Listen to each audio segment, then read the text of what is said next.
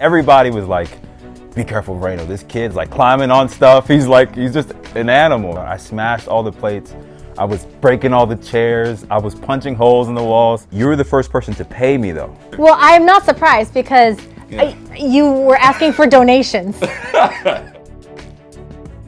Hello everybody, and welcome to the channel. We're so grateful to have you come to my YouTube channel. It's a blessing and a privilege, as always, to be able to share things that I believe as we create content, we should leave people better than we found them, and the best way to do that is through social media, right? So let's create content that helps people, and I believe that today we are in for a treat.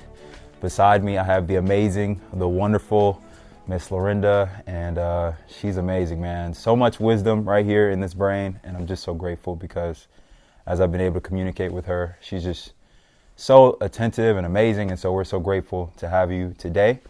So as you can see, today the video is sponsored by Victor Pro. If you don't know, this is my company. I got it on my hat, and yeah, we're going to talk about media today, and I'm really excited. So first of all, could you introduce yourself and tell them who you are and how you even know me? That's the first question, right? So I'm Lorinda Robbins, and I met Rayno at our church, Harbor of Hope SDA in Benton Harbor, Michigan. And he was a young media student and taking over a lot of the media in our church. So running our live streams and posting on our social media channels and so on and so forth. And also doing photography on the side. And I just was so impressed with him and his drive as a young man, doing all these things and wanting to serve the Lord and get a career at the same time. I wanted to support him. So I started booking him for our family photos. So we started with my son Logan's senior photos. You remember that? That is true. And I mean, he did not know like what to charge, what limits to set on it, and we like took a whole trip to Chicago. Yeah, it was fun. It was a great trip. I got food. Yeah, we had a good time. Yeah, that was a good trip because you were one of the first people to like take me seriously. I think that's what it was, and I was just like shocked that somebody wanted to pay me because I was, you know, you're in church culture. Typically, you're doing everything for free. Oh yeah, he asked for a donation. I was like, that's not how it works. You charge me, and he's like, I don't know what to charge you. So I was the first one to talk to him about a pay scale, and you know, you got to have some structure to this thing, and so. And we just kind of grew together through that because, now he's an expert at lighting, but when he first started out, we struggled trying to set the locations up and everything like that. But the pictures were great. They're phenomenal. Logan's senior pictures were really great. They came out great. It was a great project, and we've just kind of grown together since then and supported each other and hung out and been church family, and so here we are. Yeah, I'm processing that. That might have been, I think I came to Michigan when I was 18, and I'm 25 now. Wow. And those are some crucial years. I think learning how to just talk to people. You may not know this, but I was actually a very shy kid. Like, I did not talk. In fact, it wasn't until I actually started doing our ministry that we had to preach and do like children's stories, and it was in those contexts where I actually was talking to people. You may not know that. Now I talk so much. Well, no, that's the thing. It's like tell me about this, because it's like you keep saying stuff when I was a kid, and you'll drop a comment here or there, and I'm going, what do you mean? Like, that's not the person I know. What I know is just a kind and genuine, outgoing, people friendly, very calm, chill Rayno. Like. This is how I see you. And then you say things like, no one would talk to me. And I'm like, who wouldn't talk to Rayno? Like, this is so strange. So tell me a little bit about like how you would describe yourself as a kid. And when I say kid, I mean like that early L, you're 5, you're like kindergarten, between like kindergarten and 5th grade. Like, tell me about who Rayno was kindergarten to 5th grade. I was very destructive. This is well documented. If you ask all my family members, I just had a maniac for destroying things. And it's just, I don't know where it came from, but my mom had this tall like glass of china. And for some reason, it just seemed like something to go up there and climb and play on. I smashed all the plates. I was breaking all the chairs. I was punching holes in the walls. And I'm not saying this to say that that's a good thing. I'm just saying that that's where I was. Very action oriented. That's what I would say. A person who, just was ready to rumble at any point. I don't know where that come from, but I was just a warrior. I had a warrior spirit. So and it was warrior spirit. Very violent kid. So that's what I would say. Like, so you say there's a difference between being active and being violent. Would you say that you were angry as well, or did it come from an angry place? Were you acting out of anger? What was what was behind all that physical activity? So for those who don't know, my parents, they got a divorce when I was very young, and so when they separated, a part of me, I think I was mad at my mom. And that was my way of kind of lashing out. Maybe my kid brain, I was thinking that if I broke enough stuff, that she'd send me back to my dad. And so in my own way, maybe that was my way of trying to be heard, trying to be seen, because I actually had a really bad stutter. So I didn't talk, but that's the way I communicated, was with destroying things. And so I think maybe that was a coping mechanism to try to find peace. But everybody has a thing, when we have a void in our lives, like maybe a void for a father, or maybe it's a void from some sort of trauma, we may engage in activities or things to try to heal ourselves and find peace. And I think at that time, that was how I just interpreted it. I mean, you're a little kid, so you don't really know 100%, but as an adult, I'm looking back, I think that may have been the reason. And there was a little bit of just turmoil in the home in general. So whenever you're a kid, you're just trying to find, I think that was my way of trying to get control of my situation. I think that may be why I responded in that way. So you had a lot of things that were not the best in that period of time. Sure. And so for you responded to that with being very physical or violent, or trying to solve it or heal it in ways that were much more lashing out type behaviors. Sure. So how long did that go on? I mean, it didn't go on too long, praise God, because there was definitely intervention. I remember I was at the church. We went to the new church in Georgia. So my mom and my dad were together in Miami, Florida. We moved to Georgia. And when we moved to Georgia, it was on and popping, man. So there was a bunch of older people at the church, and immediately they just knew what kind of kid I was. Everybody was like, be careful, Rayno. This kid's like climbing on stuff. He's just an animal, right? That was kind of energy I carried. And it didn't help that I was like I was really tall. They thought I was going to be 7 foot. How old were you? At least like literally 8 years old. By 8 years old, I was really tall. So people treated me as I was older. And that was another thing that really freaked me out, because I was like, you expect more from me, but I'm a kid. You look at me and you think I'm like older. And that was always a thing too. So, and it's a good thing, because when people treat you older, then you have to respond older. And so I'm trying to figure out how to be the man of the house and how to be strong. To Georgia, and so it was just you and your mom and my siblings. It was just us. Yeah, so us four. My mom, my brothers, my sisters.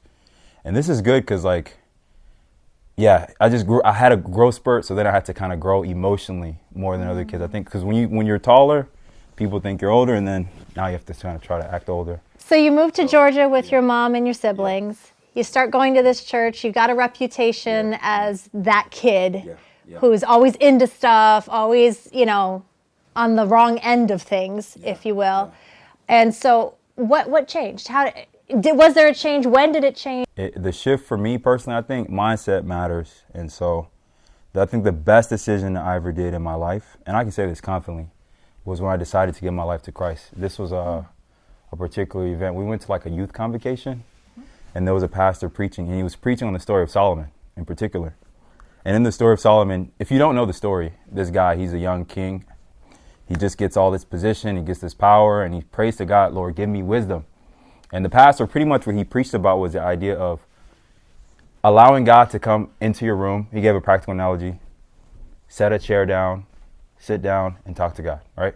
And so what I decided to do was I took this guy's advice. I was like, I think I want wisdom, right? So I sat Jesus down, and I was like, this is my problems. Parents are divorced, not doing too well in school. They're worried about me. And I just remember just talking to the bed. At the time, it was just a spot on the bed. But that's when I developed my relationship with God. And so, I know some of you may be watching, you may not believe in God, you may not be Christian, but the point is this: you believing in something bigger than yourself, that will change your life. that will allow you to be on the path to changing who you are. So my self-image changed after that moment. And I remember being serious. I told my mom I wanted to get baptized. I told my mom I wanted to take this God thing seriously, because prior to that, I actually was like asking her questions like, is God real? Like, if God was real, why are we going through this? What are we doing? Like, it doesn't make any sense. And then it became from God being her God to God being my God. Because God didn't have any grandchildren. Right? You have to develop a relationship with God and go through that experience for yourself. If you do not, I don't care how old you are, you can be 80 or 8 years old. Like at that time I was like 8 or 9 years old. And I just remember like clear as day, like God is my God. And as a result of praying for wisdom, everything else just started. And that's my prayer daily to this day. If you know me, I always pray for wisdom. And I've been praying that since I was a kid. So when I converted in my heart and I actually got baptized, I think that's when people saw the calm Rayno, the chill Rayno, the cool Rayno, the happy Rayno. And I was doing devotions with my siblings all the time and making sure I was intentional of being a priest in the home at a young age. So, yeah. So this happened around when you were 8? Yeah, like 8, 9, 10 years old. That's when it changed for me. And it sounds crazy, but it also explains too, because when I was working on the farms, I'm this ginormous kid, right?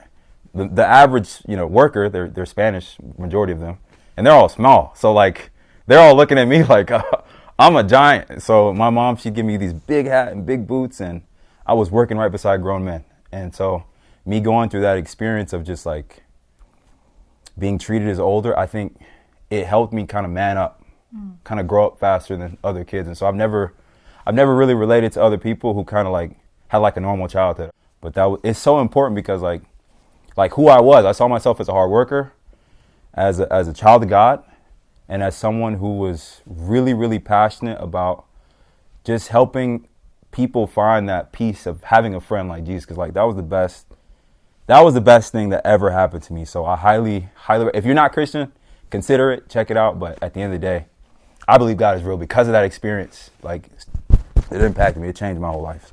So when you went to this youth group, or youth it was event, a youth federation, yeah, and you got that practical advice on how to talk to God. Exactly. And then you applied that advice. That then shifted your idea of who you are. Exactly. My self-image changed, and it's ironic. Self-image, yeah. The way you identified yourself. Yeah. Did that then, when you say you're a child of God, did that then for you, even if other people were still giving you that reputation? Reputations don't go away overnight, right? For sure. They're that kid, but when they said, oh, Rayno, if they said, oh, that's the bad kid or whatever they said, in your mind you said, I'm a child of God. For sure, yeah, that was it for me. I think one of my prayers for long was like, I don't want to be known as a bad kid. Like, I want to be a good kid. And I didn't know what that looked like. Like, I really didn't know. And to this day, my sister still jokes like, bro, this dude was a menace. Like, he's like, but I think it's a good thing because it don't matter what people call you. It don't matter what they say about you. Those are just labels that society will place on you. Like, maybe your family's from this place or this happened to you. Like, you're not those labels. That when you say you're a child of God, you essentially are saying that I'm created in the image of the Creator. And this is important because when I change that in my mind, that's like a mental block that people, or your haters, whatever you want to call them, they can try to implant something on you. But when you reflect by knowing who you are, I'm a prince, I'm a child of God, I'm a young king, in the making. Then you start making different decisions, and then you start to level past those low-level feelings that you have about yourself and those insecurities. And so that was definitely one for me, not being a bad kid, and then also had a terrible stutter. I would literally, as I was trying to talk, like if I was trying to talk right now, I remember I would be stomping to try to get the words out. Like it was so bad, like it was embarrassing. So I ain't gonna say nothing, bro. I'm having a spasm every time I talk. And that was another confidence thing for me. Like I didn't want to say anything, but I knew for sure that I had changed. So I was just chill, just listening, just always listening and watching. So talk a little bit about that. So you now identify yourself as a child of God. And you're in 9, 10 years old. So you're 5th, 6th grade, right? Yeah. So now you're shifting. Now, 5th, 6th grade, you're also shifting in real life, right? Yeah, Middle school, high school, the pressures change. Talk a little bit about how now that you identified yourself, regardless of how others identified you, regardless of past behavior, now that you identified yourself as a child of God, How did that impact your decision making as you went through the middle school, high school years? Yeah, that's a really good question. I think for me, I think my identity protected me. And I say protected me in the sense like, because I had a friend that was closer to me than a brother, I really wasn't trying to get like in all like the popular circles and doing all the different things you have to do to be known. It was like, for me, I was like, when they asked you what you wanted to be when you grew up at school, I generally said I just wanted an AC job. And if you know, I worked on a farm. So that clearly was my answer. Like, I don't want to work outside all day like all these rest of these people. I actually want to just go to college and be normal. So when I went to school, and there will be situations. AC job, you mean like air conditioning? Air conditioning, yeah, air conditioning. Yeah, I want an AC. Yeah, I want an AC job. Yeah, that's literally what I was on. I was just thinking, I want to be inside. Like, it was. I know that sounds crazy, but yeah, if you work in the Georgia heat or the Florida heat, it is no joke. So, yeah, and every summer we did it. It was no option. Like, you had to go in the farms and help out, and so it was either you were working at school, and in school I was like terrible at school. Can barely read. I kind of now I know I have dyslexia. At that time, I just thought I was dumb. I was in ESOL because couldn't speak English. Like, English is a second language. But you spoke English for your first language, or no? Yeah, it was a struggle because I think it may have been other things. I think it may have been the fact like that maybe I was a duolingo kid, like a kid who grew up in a bilingual home, and so my English wasn't good, but my Creole wasn't good, type of thing. Yeah, you were like between languages. Exactly. I think there's some.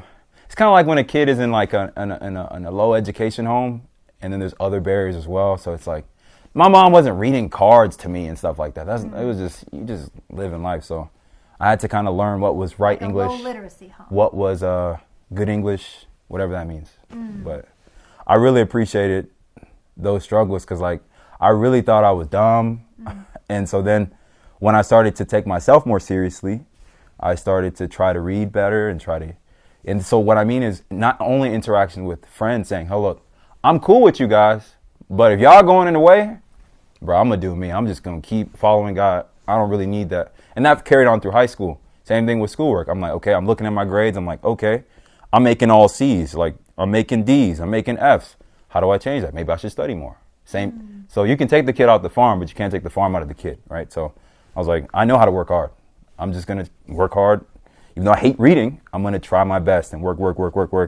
And I literally remember the words are swimming, but I'm still trying to glean it. And at some point, praise God, I believe that like, if you really apply yourself, especially if you're smart, I'm not dumb. It's just there's certain ways that I learn better. Like, I'm more auditory learner. If you talk to me, I'll get it. But if it's something like I have to sit down, I really have to like study it. And that's where you learn those learning styles. So me actually being intentional of trying to learn, I think that really helped me learn how I learned, that I'm a visual learner, I'm an auditory learner. Like, but these were things that I forced myself to sit down and force my brain to like just wrestle with these words. And that's how I learned how to read and get better. And then I got to the top of the class. I actually graduated from high school, third in my class. And for me, that was good. Like, I remember people called me the smart kid, but at one point I wasn't the smart kid. I just knew I worked really, really hard to get there. And no one knows that about me unless you see me on a day-to-day basis. But I remember my siblings, they'd say, after we did devotions in the morning, Rayno was studying. I get on the bus, I had a book out. Like, I go to soccer practice, they see me with these big books. I'm taking all these classes, and I was just so happy that I wasn't the dumb kid anymore, that I wasn't the bad kid anymore. And now people saw me as the good kid. They saw me as the smart kid, and they saw me as a leader. And that was something that like I remember never feeling that way. And I just kind of laugh now if people say like, "Yeah, you're a good kid." I'm like, man, praise God, bro. Like, I fought that identity, and I'm still like in my psyche, I feel like I'm still fighting that. And so you were identifying yourself as a child of God. Yeah, for sure. And a hard worker. These were the two pillars of what formed your decision making through those formative years, right? Exactly. So when you had a struggle and people were putting on you the dumb kid sort of persona, you said, I'm a hard worker and I'm just going to work hard at this and overcome. Or when someone said, well, if you want to be a part of this crowd, you've got to be like this or copy us, you were like, well, I already belong to a king and I don't need to go against him to belong to something else. So the identity of belonging in the family of God and the identity of being a hard worker then led you to make decisions that brought you to a place where you were no longer the bad kid. You weren't quote unquote dumb kid. Yeah. You were the smart kid, but really the hardworking kid who got through, and the one who made the right choices because he knew where he belonged. You're absolutely right. And I think I was just as you said that, I was thinking about, there's a lot of kids, especially in the African American Black communities, when you go to school, there's like an expectation, and I'm not mad at the school system. I love school. I appreciate education, but there's already a presumptive like expectation that you're not going to do as well. And I just remember like just feeling like that extra like a stigma, like, oh, you actually understand type of thing, like, oh, like your parents must be forcing you to do this. I'm like, yo, my mom be gone for like 3 months because she does like seasonal work contracting during the school year, and so like she's not even home right now. Like she just expect us to be home, and like she never checked our grades. So I genuinely just was trying to get the grade on my own, and it's so funny how like, yeah, those identities like you know, like the dumb Black kid, the type of thinking, like, or the whatever it is for you. Everybody has their own identities that they're fighting, like the angry Black woman or the loud Latino, whatever it is. Like I don't know what people are fighting, but I say like it is a lie straight from the devil, because like when you start believing in I call them lie identities, then your life is going to be like you're fighting this thing. But when you decide to identify with Christ, I think just becoming Christian, you're going to start reading your Bible, right? You're going to start reading. You're going to start thinking differently. And then these scriptures, they talk about how God identifies with us in ways that's like royalty. You are a chosen generation, a royal priesthood, a holy nation. Like you're set apart. You're going to do great things in this world. And so I just identified more with those biblical principles of like, you're going to be okay. You're going to make it. You're going to be successful. And people who believe in the Bible, they end up escaping some of those mindset issues because of identifying with the character of Jesus Christ or with the scripture, like those kingdom principles, man. You said it. I wasn't even thinking like that, but you're right. I think that may have prevented hypothetical scenarios that may have played out had I not had the right mindset of that Christian thinking. I think that's why I said, man, being a Christian, giving my life to Christ, that's what got me out of my little town, man. I was ready to go. I was ready to get out of Georgia. I was ready to go see the world, but not because I hated it, but because it was like, I just knew like, I think I'm going places. Like I'm going to do something big with my life. So I'm going to make a bigger impact. Like I just didn't know what, but. So talk a little bit about that, because you're not in a small town in Georgia anymore currently. So that did come to fruition. That came about, right? And so talk a little bit about, you've got this identity. God has kept you through these formative years. Yeah. You've made good decisions. You're a top scholar in your class. You've graduated from high school. Yeah. How do you then transition into what you're going to do with your life? How does this happen for Rayno? Well, I have to give a huge shout out to Taurus. If you follow me on social media, I talk about Taurus a lot. Pastor Taurus came to my town my senior year of high school, and he preached on essentially his story. He talked about set on fire and how he was going out and being a missionary. And at that time, I said, I want to be a missionary. You know, I want to help people. So before I left Georgia, I actually called him and I said, hey, you guys, you came to my town, you preached, you did a week of prayer. I want to do more of that kind of stuff. You talked about being in NAPS. You talked about being on mission trips. And so then I was like, can I join NAPS? Can you introduce me to them? I want to be able to do something like that, right? He was like, no, I got a group, bro. Join my group. And the group was called the Greater Young Men at the time. Mm-hmm. And so that's how I ended up in Michigan, was through Taurus. And so while I was up there, I just wanted to make a positive difference. I didn't know what I was there for sure, but I knew that summer I wanted to help people. And I wanted to make an impact. That was there. That was always something I wanted to do. So while I'm in Michigan, this was a consistent theme. It was a consistent problem. They always needed help, somebody recording stuff, right? There was an old camera at the church. I'm there. I'm like working it. I'm like, I don't really know what I'm doing, but I know I'm being useful. And so lo and behold, the summer, I'm struggling with the camera. I'm watching a ton of YouTube videos on how to make videos and how to take pictures, and that's when I met you at that time. Mm-hmm. I didn't know what I was doing. I didn't know anything, and it was perfect because I think that leads to who I am now. I'm someone that creates images, and I'm a filmmaker, but I feel like that led to me like finding my specific niche and how I was going to be an impact maker. and becoming Media Victor Pro. I think that moment, like being at the church at Harbor of Hope, which we both go to church there.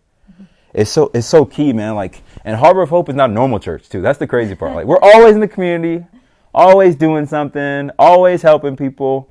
And I was just there, like, first with Greater Young Men.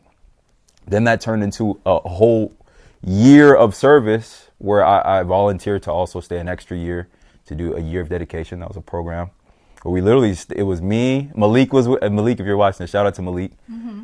That's when me and him got close. He was there for that year, and we literally were doing mentoring programs in the community, mentoring young guys, teaching them some of the things that I kind of overcame, trying to share in that, and also the Christian principles through the church. And Taurus, when he would travel, because he's a motivational speaker, I would help him record his speeches. So that was a whole year before I went to college, which is very important, because that was extremely pivotal in me making my decision in my major. Mm-hmm. I didn't know what I was going to major in. I was actually concerned. I was like, I'm just out here serving at the church. It's a year gone by. What am I going to do? But then when I was looking at all the different tracks and the different programs, because I had that experience of how I was going to serve, like prior to going to college, it made it so much easier to like look through the different programs and kind of have an idea of how I was going to make an impact in the world using my educational studies. And so now I actually have a degree in photography, which is a thing. Okay. A lot of people don't know that. All right. Yeah. It's a visual communications degree, specifically with the emphasis in photography. And while at school, that's when I was taking all the lighting classes. I took all the classes on editing, graphic design. They took us through the whole Adobe suite, which was Photoshop. If you know Photoshop, you know it's a beast. Literally. So then I got professionally trained, and then that's when it was game over. So it was like the farm boy work ethic meets the professional skill and development and training with media, and then it's a wrap. Like when you get that mindset and skill set combo, oh, you're dangerous. You are a dangerous human. And that's how I came to Michigan. But when meeting you, I think you were the first person to pay me, though. I think that's what it was. You may have been the first person to pay me, actually, which really? is a very interesting transition. Because remember, I told you I started off as a volunteer. Well, I am not surprised because you were asking for donations. Like you were like in a church ministry, family photography business or something. Yeah. But when you said it to me, you were in college at the time. Exactly. And so you were saying, this is going to be my career. And so for me, I'm going, a career is not a donation-based enterprise. Yeah. A career requires a fee schedule and parameters around what you offer according to that fee schedule. Yeah. And so I just wanted you to think in that way, to take yourself seriously. Yeah. I got that impression that you were of that, I'm just a student, I'm not a professional, whatever you can give is, helpful. And I'm going, no, you've got to transition. You've got to be comfortable with saying, I'm worth this, and this is what it costs for my services. And so I just wanted to encourage you in that. And so I demanded a fee schedule. And then you still said donation. So then I made a fee schedule, and I paid you according to the fee schedule I made. No, I think anybody who's like really into helping people, we get into this place where it's hard for us to receive. And I had to heal. And because there's a scripture in the Bible that I think we take out of context. People who are givers, they struggle with this. It's more blessed to give than it is to receive. But you not receiving the blessing that someone is giving you, you're actually blocking their blessing of giving. You have to learn how to receive. And so it was in those moments, like wrestling with people like you who are like, take my money. And I'm like, no, I don't really want it. But I'm actually denying. I'm literally going to do this as a business. You cannot operate a business not receiving money. Like, that's not healthy, right? It's good to make an impact, but you should first also be thinking about yourself as well. And a lot of people who are in ministry, I think they struggle with that because they're good people. They want to help people, but they feel kind of bad about helping themselves. It's not selfish. In fact, it's very good. You should give, but just give a little more than you take, and the world will be a better place. That's my personal opinion.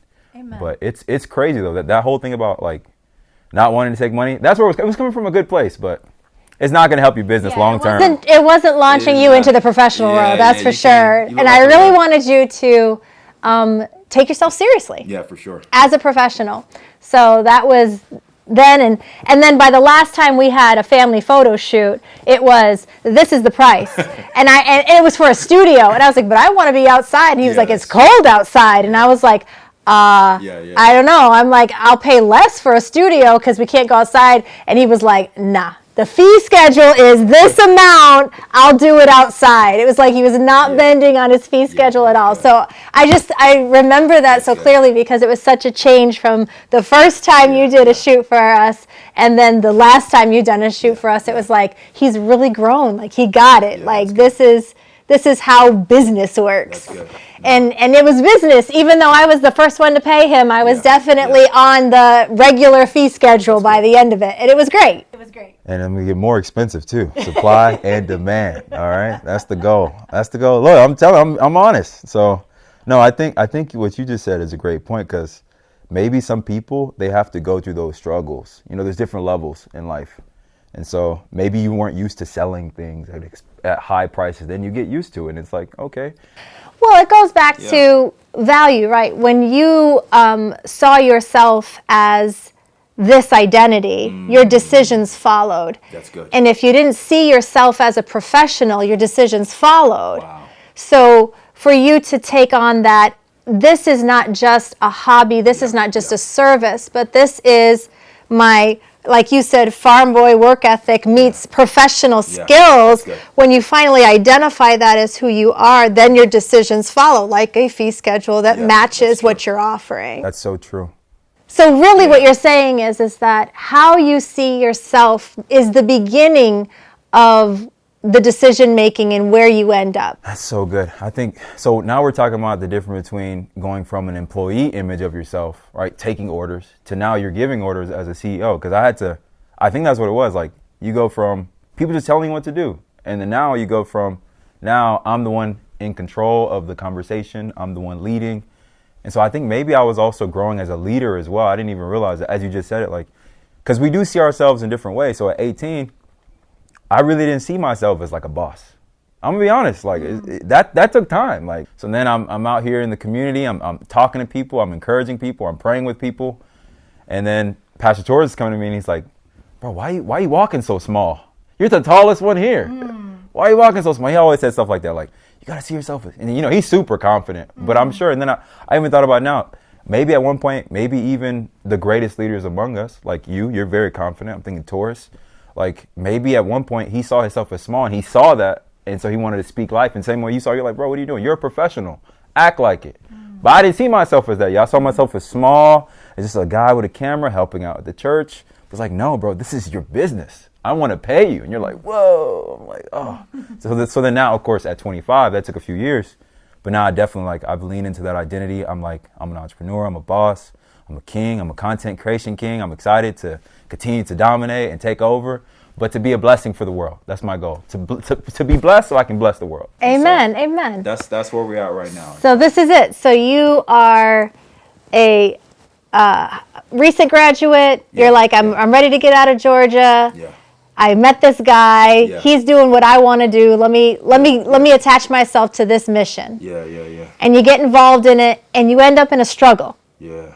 You're not a cameraman, but that's what was needed for that ministry, and you wanted to help the ministry. Yeah. So you went through and you struggled to learn stuff. You dedicated your time to doing what was needed, even if it wasn't a passion or it wasn't even something you were very knowledgeable about.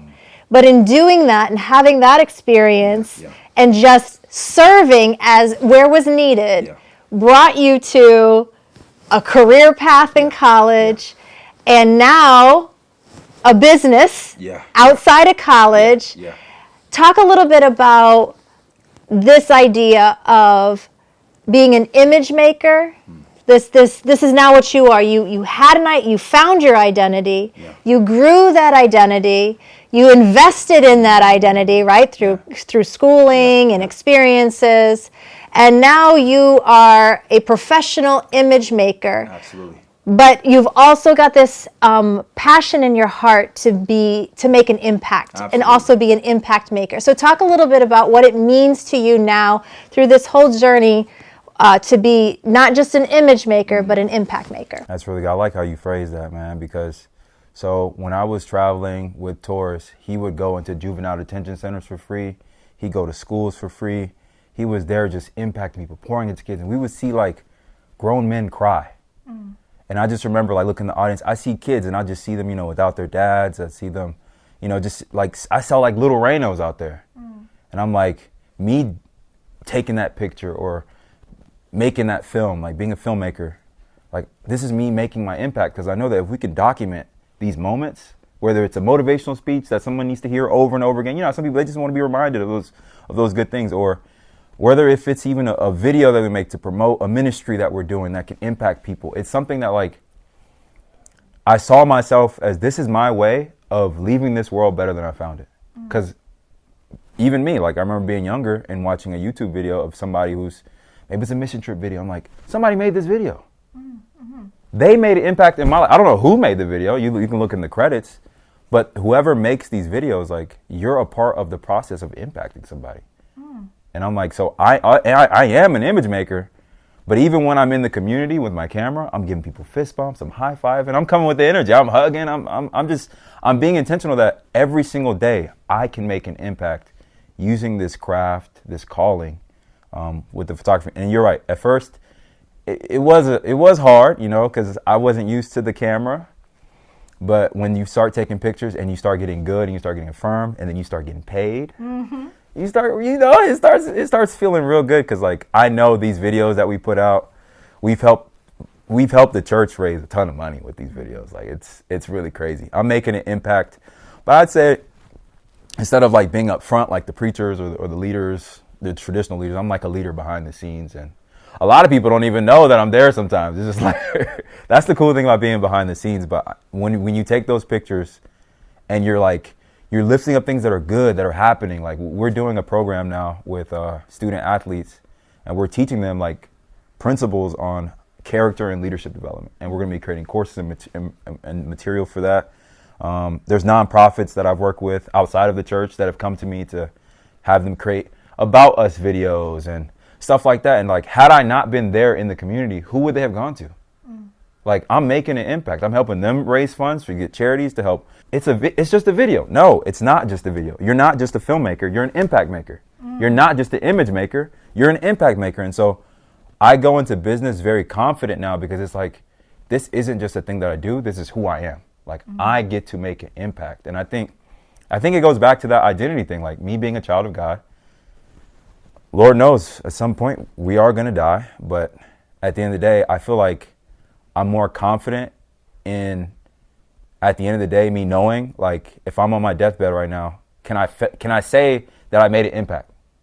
And I know that I've done that, and I've been faithful with the little camera that God gave me. And again, I wasn't the most talented at first, but whatever it is, like, you just make the most of that thing, whether it's you're a writer or you're a speaker or whatever it is, whatever you feel like God is using you to communicate, your gifting, like, make the most of it, because you never know what it can turn into after 10,000 hours, you know. So, and that's what it means to me to be an impact maker. And I think it's something that I think just gets me up in the morning. So when I get up at 3 a.m, I'm editing video. I'm telling myself, like, this is my opportunity to be of service. I'm like, I get to serve. I get to create some content that inspires a young man to want to choose God. That may be what happens, or maybe he'll that sermon and take life a little bit more seriously. Like, this isn't just a camera. Like, this is your way of leaving a legacy. And because I'm thinking about little me, and I'm like, those sermons, like these messages, these positive speeches, like, they do matter, and it's important to document them, especially if you have a gift of speaking and writing. Like, you have to put it out. Like, I don't care who you are. Like, that's a way for you to die and leave a legacy. We still read books from people who are dead. Like, that's our way of, they're going to watch my videos someday. Like, even long after I'm gone. Like, and so I think it's important. I think it's life or death. It's like impact. You want to make an impact? You can make an impact after the grave when that video is still rolling around in the world. Like, and I'm excited about this video right here. This is going to be on the internet. And right. And I'm actually, it's a lot to think about, but it gets me up in the morning. I'm saying that to say that's my why, that's my mission, and I'm really, really passionate about it. I love it, because a lot of times we think that you have to be the content creator, right? To make an impact, you have to be the speaker. You have to be the writer.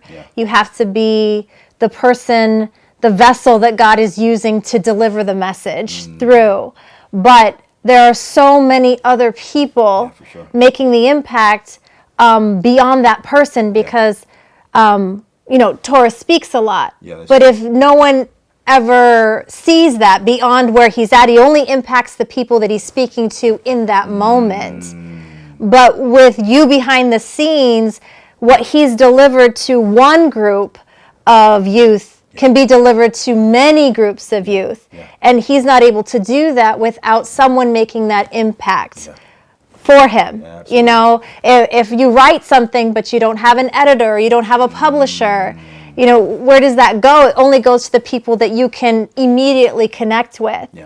But so I just love that too, that you're an impact maker. This is your identity. This is your mission, as well as your business. Your business has a mission, but it is that important. It's helping. It's not just the content creation part of it. It's disseminating. That's a big word. It's delivering. It's making it accessible to a larger audience, right? And that's a powerful thing. Sometimes people create content and it only goes this far. But when you say an impact maker and an image maker, you're extending that influence and that impact for the content creator. And it gets you up in the morning. It makes you excited.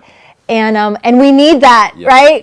Those of us who are content creators, we need those that can further the content beyond what our little, hands find to do with what we've made. That's really good. And so I love that. I love that you are allowing God to use you in the path that you've chosen, the path that you've been on, not just to create films or create really great promotional videos or anything like that, but to do it around content that really matters.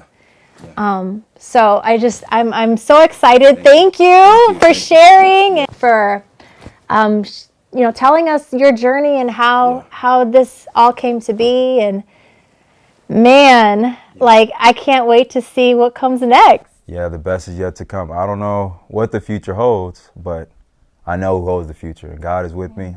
He's been with me since I was a kid. And like I said, I didn't grow up with my dad, but I've always had a sense like God was like my father. Like I've always had this sense that there was like a bigger hand that has a shadow over me. There's a guy in the Bible. I don't know if you know this guy. His name is Bezalel. Have you heard of him? No. So Bezalel literally is Hebrew, means in the shadow of God. That's what his name means. All right. So Moses is in the wilderness, and God calls and says, hey, I want you to call this guy named Bezalel. Okay, so Bezalel and some of his friends, they're craftsmen. I need you to instruct them, and God speaks to them saying, hey, I need you to start making and crafting all these different things because we're going to make this thing called the sanctuary. And so these are craftsmen, and God is calling Bezalel to essentially create all these different pieces of art. And then it says basically they start creating, and they create a system basically for other people to get to know God, right? A place where they can sacrifice, a place where they can grow in their knowledge of God. And I think it's very interesting. His name means in the shadow. So it's so ironic, right? Protection, but also, kind of hidden. But nobody talks about Bezalel. We always talk about Moses, the guy up front, the guy who came off the mountaintop, his face is glowing. No one talks about the guys in the shadows, the guys who are helping bring people closer to that image of God, And so I think about God calls creatives, God calls craftsmen, God calls graphic designers. You don't know who's making the designs for the different ministries. You don't know who's making the videos. Sometimes you'll never know. Right. But it's important for us as we work in the shadow of the Most High God, right, that we continue to remember that it's an important work. It's an important work because, and like I said, me being in ministry, I was really a part of someone getting to know Christ just a little bit closer. And I'm not saying I'm like the linchpin, but we're working together with the guys who are in the light and the guys in the shadows, whatever that looks like for you in whatever context. So maybe you're the greeter at the church, or maybe you're someone who's a janitor, you clean, and no one knows that you're cleaning, but God is using you be in the shadows. And I just love that, because like nobody talks about who actually like was building like the drapes in the sanctuary, like who put together the different intricate pieces, like the sanctuaries. It was like somebody had to make that stuff, like, and God inspired people to make stuff. And so so if you're making stuff, just know that you're not just making stuff, you're making an impact. All right, you're not just a maker, you're also an impact maker. You're not an image maker, you're not just a filmmaker, you're an impact maker. And that's why I said it's so important that and also in your own mind, like that self-image matters. Because if I were to go about every day and just say, I'm just taking pictures, I'm nobody, if I go around moving like that, it's not good, because you're devaluing the gifts that God has given you. And so no matter where you're at, whether you're up front or behind the scenes, like I said, it's extremely important to really check yourself and ask yourself, like, who am I? And how am I making an impact today with the gifts that God has given me? So yeah, that's me. That is me. So, and check out the story of Bezalel. I promise you, it's very inspiring. Like, no one ever preaches on Bezalel, but Google it. It's a good thing for makers to be called by God too. And so people see you as like a little cousin or somebody just helping out the preacher or the speaker, but no, you have a calling too. So my question for you is, what is something about me that you see that I need to work on? I'm actually very open to feedback. I think it's beautiful. What are some things that, and this you could speak to in general if you don't know anything in particular, but what are some things that I can grow in as I'm on this journey to make the world a better place? Like, sure, put me on the spot. Yeah, go ahead. I need it. I was not expecting that question at all. And it's a hard one, to be honest, because I just, I've always, I used to call you Baby Rayno. That's true. I called myself Baby Rayno. That's how bad it was. It was just the idea that you were just beginning. You were young and you were, you're crawling, you haven't quite learned to walk. You're not running yet. You're Baby Rayno. And it just, in my mothering way, it didn't seem like there's anything for you to grow in. You just got to keep growing in what you're doing. You're Baby Rayno. You got to keep crawling. You got to learn how to walk. You got to start that cruising. You got to do this. And so all along the way, I've just shared it with you, right? It's been, you need to start a fee schedule. You need to, walk like a professional. Stop crawling around like you don't know what you're doing. You know what you're doing, those things. And I just see now we don't call you Baby Rayno anymore. That's true. It's just like, nope, this is grown-up Rayno. This is you just have matured, and I just enjoy the journey with you. I could imagine going, let me analyze Rayno and see his, strengths and weaknesses and all that. I'm like, he's great. He's great. Like, he's just, he's gonna, if it's not figured out, he's gonna figure it out. Like, I don't worry about you in that way. Like, it's good. I don't feel like you need wisdom from me. Like you said, you ask for wisdom every day, and I get to watch you grow in wisdom every day. And it's super cool. That's good. And I just, I want to see you wifed up and with kids. Amen. And it's the mother in me. That's always my dream for my kids. And but I'm just excited to see what's next for you. Yeah. Like, I'm looking forward to the next stage, the next bit of growth, because you're gonna be fine. You're gonna figure it out. It's gonna work out. You're gonna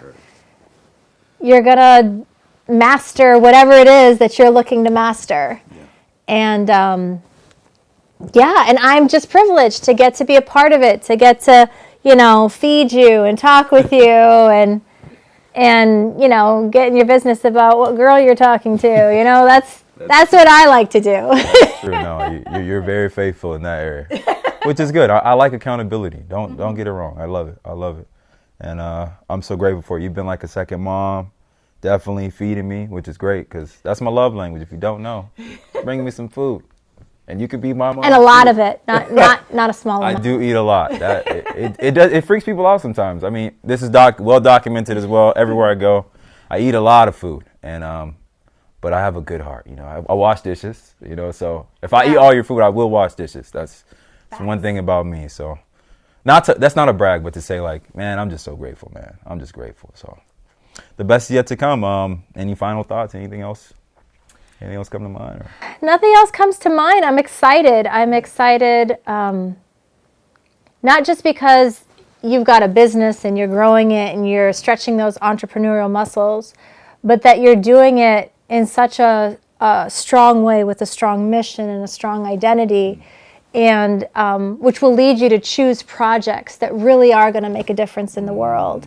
That'll choose you to, cause you to choose to work with people that are of the same mind, and that you're it's gonna be great. And I get that you're in the shadows, right? Sure. Your name may not be on all the billboards or anything, but I look forward to seeing those billboards filled with your work. Making a difference by communicating in the most powerful way, in that very visual way, that way that works for you, that works for a lot of us right now. A lot of information is communicated visually. Just to see your work, your vision of whatever project you're on those billboards. That's so good. Well, thank you so much, guys, for joining us on this conversation. Like I said, man, throughout this whole conversation, I think it's so important for us, no matter what you do, to know that our ultimate mission is to try to make an impact. And what that means for you, it just means solving a problem. Like, I saw a problem in the group. I was in a mission group. They needed help taking pictures. I solved the problem and I solved it.